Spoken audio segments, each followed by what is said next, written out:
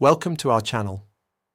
If you want to invest in Bitcoin mining, follow these step-by-step instructions to understand the requirements, costs, and potential returns of cryptocurrency mining. Step 1. Understand the basics of Bitcoin mining, including how miners verify transactions, secure the network, and earn rewards. Mining requires significant computational power to solve complex mathematical problems. Step 2. Calculate your potential profitability using online mining calculators that factor in equipment costs, electricity rates, mining difficulty, and Bitcoin price. Many regions have electricity costs too high for profitable home mining. Step 3.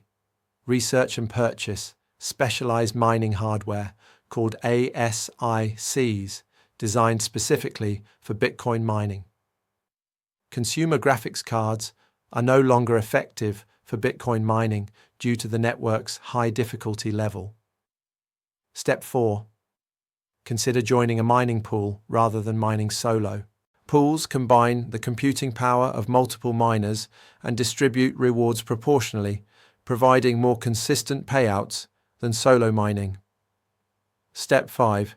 Set up proper cooling and ventilation for your mining equipment as it generates significant heat.